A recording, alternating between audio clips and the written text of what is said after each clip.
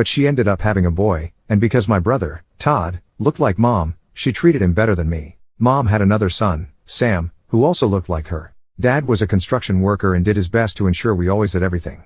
But it wasn't easy to please Mom as she wanted to live a fancy life. Dad and I cared for our home and my brothers because Mom never bothered about anything related to us. When I turned 10, she started staying out late, and sometimes she would stay for days. Mom and Dad started fighting a lot and she would blame us for their problems, saying we were ruining her life. One day, Dad went through her phone and found out that she was having an affair with a local club owner. They had a messy divorce, with Mom trying to take away our home even though she didn't want custody. She said Dad could have us but wanted the house, which she didn't get. Mom's new boyfriend was rich and could give her the life she wanted, so she quickly forgot about us. A year later, Mom showed up and seemed remorseful. She told Dad that she wanted us to be in her life and was sorry for everything she did. My brothers accepted her apology readily, especially when they saw the stuff she got for them. She picked us up later that weekend and took us shopping and we met her boyfriend officially. I didn't like him, and he didn't seem to like me either. He asked Mom if she was sure she gave birth to me and that I didn't look like her. The two of them burst into laughter while looking at me weirdly. I was so embarrassed that I didn't want to go to their place anymore.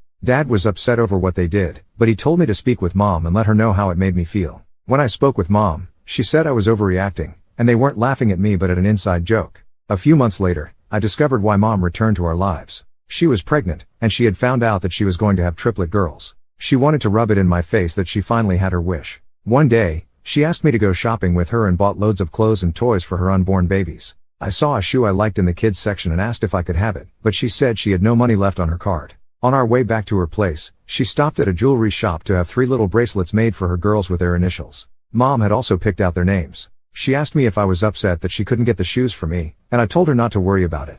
When the babies were born, my brothers and I visited Mom, and we brought flowers and gifts for the babies, but I wasn't allowed to go in to see them. I was told the room would be too crowded, so only my brothers could go in. I stopped visiting Mom afterwards. She didn't have custody of us, so I was not obligated to visit her. Every weekend, she sent her chauffeur to pick up my brothers and would treat them to good times. Once, my dad asked the driver to wait so I could pack my bags and join my brothers as Mom wanted to take them on a road trip. The driver looked uncomfortable, so I said I didn't want to go anyway. Dad insisted that he must tell him why he wasn't pleased with me joining them. After a long pause, the driver told Dad that Mom instructed him not to bring me to her place. Dad was livid and was going to call her, but I asked him not to. My brothers started spending more time at Mom's, and they couldn't understand why I wouldn't go to Mom's. I didn't have any friends in school, and Dad was busy most of the time, so I started baking out of boredom. I asked Dad to buy me all I would need for my new hobby and he did. After a while, I realized I enjoyed baking and wanted to be a professional baker someday. I started watching YouTube videos and practicing what I had learned. I was so eager to share my baked goods with everyone that I called Mom and told her I wanted to bake some cupcakes for her as a birthday gift.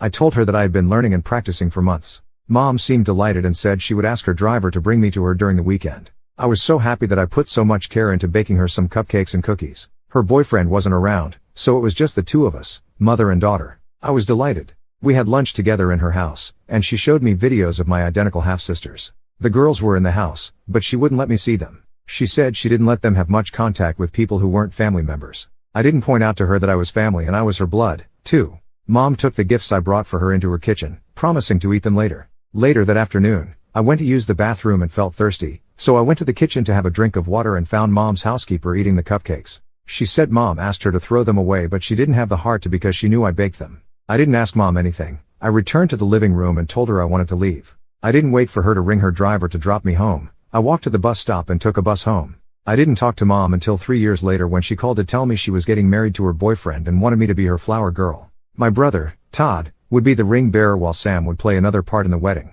Mom told me the wedding was a day before my birthday, but she and her boyfriend had discussed it and had decided not to leave for their honeymoon right away. They would leave for their honeymoon the day after my birthday. She called Dad as well and told him not to make any plans for my birthday because she would handle it. She promised me a birthday dress, a laptop, and a cake. She said I could invite my friends too. Dad asked if she was certain, because of how she treated me in the past. Mom swore she would throw me the best birthday party I had ever had. I went to see her, and she showed me her engagement ring. She also let me see my sisters for the first time in person. They were so adorable that I couldn't even be mad at them. I spent a few minutes with them before their nanny led them back to their room. I started visiting Mom again and spent the night at her place several times. Although Mom promised to throw me a birthday party, she didn't say anything about it anymore. Whenever I brought it up, she would tell me she had everything under control. A few days before the wedding, Mom and the wedding planner were reviewing the details for the wedding and I reminded her that we hadn't found a dress for me. I was going to be the flower girl and I didn't have anything good to wear to the wedding. Mom waved me off and said we would discuss it later. The next day, I reminded her again, and she told me she had something to tell me that would break my heart. She said she knew I was a big girl and would be fine. She told me that her boyfriend, Derek, wanted their triplet daughters to be the flower girls. She said the girls were young, beautiful, and would look better on a magazine cover. She said a local wedding magazine was covering the event. Then she reached for my hands and said she would no longer be able to throw me a birthday party because she and Derek had decided to leave for their honeymoon immediately. I told her I didn't mind not having a party or being the flower girl. Then she dropped another bombshell on me. She said I couldn't attend the wedding because I looked like Dad and Derek didn't like him. She said his family and friends would be present, and she didn't want anyone joking about me not looking like her. Then she chuckled and looked at me, expecting me to agree with her. I was heartbroken. I broke down in tears and started screaming at her. I told Mom it wasn't my fault that I didn't look like her. Derek came in to find out what was happening, and Mom started crying. Derek asked me to get my things and leave and never return. He said he didn't like me because I looked like my dad, and Mom was embarrassed to have a daughter like me. He said I should be grateful that Mom didn't completely cut me out of her life when she left my dad. I got my things and told him he would never see me in his home again. I told my brothers I was leaving, and that Mom uninvited me to her wedding because she thought I was an embarrassment. My brothers decided to leave with me, but Mom told them they would never be welcome in her home again if they went with me. I called Dad, and he came to pick us up. Dad got us pizza when we got home and tried to cheer me up, but I knew only baking could help me. I stayed up all night baking, but the cake was different from the ones I used to make. I made a 3-tiered black wedding cake with the groom's pants around his ankles as if it suddenly dropped. I posted it on my Instagram page, and when I woke up late at noon, I was surprised to see that I had gained new followers and the post had gotten over 3,000 likes. There were several requests in my DM for me to make that same cake. I started making more cakes with dramatic, humorous, and complex designs. People started reaching out to me to make them special cakes, and it dawned on me that I could make good money off selling cakes. I created a name for my brand, and Dad paid someone to build me a website. Since I was still in school, I only accepted orders that would be delivered during the weekend. I became popular on social media and got large orders, so I partnered with my brothers. They were able to help me with the mini orders while I handled the more complex ones. We were watching a baking show one evening when the host announced that a new season of the show would kick off in a few months, and they were still accepting applications. My brothers asked me to sign up for the contest. It would be during the summer, and I wouldn't have to worry about missing classes.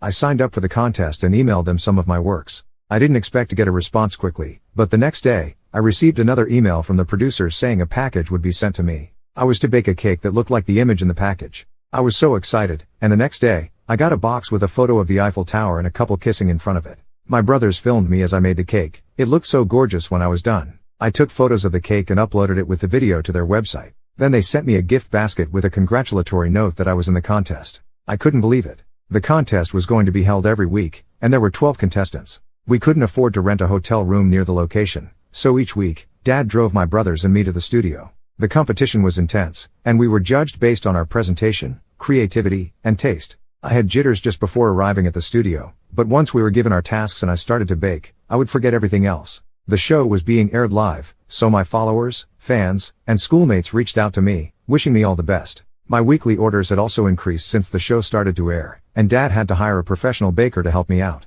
We started the show as 12 contestants but were soon down to 8, and that was when the competition got more challenging. 2 contestants dropped out of the show because they couldn't deal with the tension. The winner would get the Teenagers Baking Champion title with $50,000 in cash and be one of the judges in the next season. The winner would also receive a complete kitchen remodel for their business or home, and the winning cake would be sold and the money donated to charity. I had no idea how famous the show was because I couldn't walk down the street without someone saying kind words or encouraging me. We had to hire more bakers because our clientele had increased, and to my surprise, Dad told me that he would quit his job so he could manage the bakery until I was old enough to handle things myself. It brought tears to my eyes because there was no one I trusted in the world more than my dad, and I knew he quit his job to ensure my business was safe. I told him that even when I became an adult, I still wanted him to continue managing the business. A few days before the show ended, Mom came by and said she wanted to speak to Dad. I didn't want to speak to her, but Dad said we should hear her out, and perhaps she came to apologize. Mom said she wanted to be my manager because Dad didn't know anything about showbiz, and she would ensure that I became a celebrity baker. I told her I didn't need her help and I didn't want her in my life. She said I would regret my decision if I didn't let her become my manager. When she realized she wouldn't get her way, she asked if I could give her the complete kitchen remodel if I won the contest. I told her that she had rejected me my whole life, but now that I had something good going on for me, she suddenly wanted to be in my life. I asked her to leave and told her I wanted nothing to do with her. She left angrily, saying I wouldn't win the show and would never become anything without her. Dad got angry and asked her not to come back. If she did, he would get a restraining order against her. Instead of Mom's words negatively affecting me, They motivated me to put my best into my work, and I won the contest. I was one of the judges for the next season, which opened the doors to more blessings. I was featured in top magazines, got a scholarship, and had several other gigs that paid me thousands of dollars. We had to relocate my bakery to a bigger venue, and a large crowd turned up on the day of the opening. The opening was featured in several magazines and on the Food Network. I was once a girl whose mother wouldn't spare a few dollars to get her a birthday cake, but now I was the girl baking cakes and living the life her mother always wanted. Mom kept trying to get back into our lives, so Dad got a restraining order against her, and that was when she